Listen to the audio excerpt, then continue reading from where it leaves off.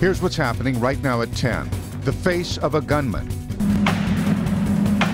Channel 2 uncovers new information about the man who went on a deadly shooting spree in West Houston. On the internet, he met some people that believe like him. His father reveals the troubling signs that may have foreshadowed the rampage.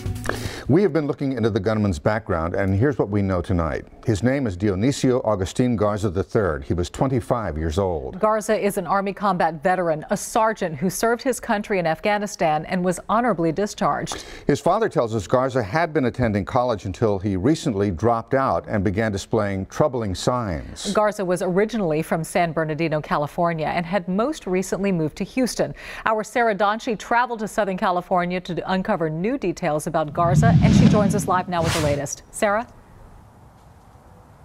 Dominique, good evening to you. We are in the city of Rancho Cucamonga, not far from where this gunman grew up. And so many people back in Houston have questions about why and about how this could have happened. And at the center of those questions is this gunman. We wanted to understand more about his possible frame of mind during the shooting. So we spoke with his father today, and we want to give you some background about what he had to say about his son. To clear up any confusion, he shares the same name as his son, Mr. Garza does. And we want to show you this photo of Dionisio Garza III. Channel 2 has learned that Garza is the man responsible for that deadly Memorial Drive rampage on Sunday. Garza went to high school here in Rancho Cucamonga. Shortly after graduating in 2009, he joined the Army. 6 months later, he was in Afghanistan. He was honorably discharged 2 years ago.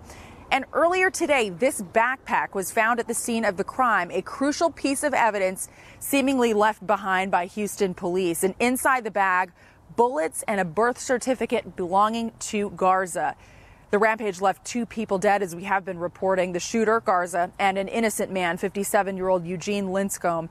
6 others, including 2 deputy constables, were wounded by gunfire. And in an interview you heard first on 2, Garza's father says he noticed some troubling behavior from his son.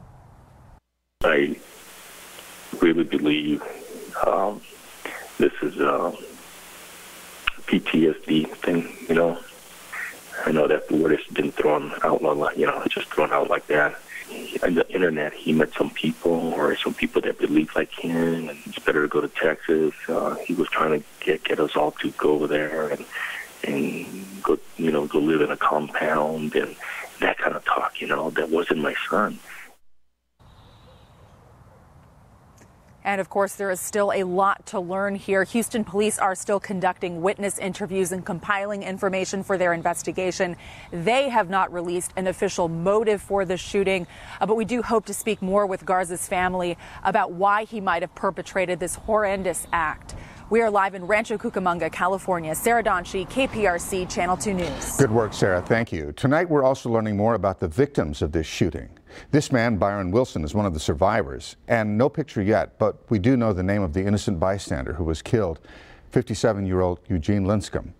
As our Sion Rhodes reports tonight, the shooting is fresh in the minds of witnesses nearly 36 hours after the first shots were fired. She continues our team coverage. Sion?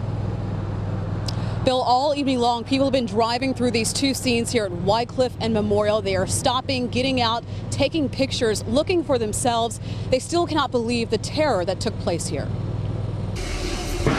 Scared residents recorded the sounds of gunfire and images of the Conoco gas station burning nearby. And the cop was like, go back into your house. So all of a sudden a white truck comes down the street, and I really was wanting to scream, stop. Gina Brooks says she saw her neighbor just moments after he was struck by gunfire in his truck. I heard a big noise, and he just started backing up down our street as fast as he could. So I ran to the door and I watched him kind of clip our neighbor's right there, his car, and then just keep going. That neighbor is expected to be okay, along with another woman who was hit while she was driving.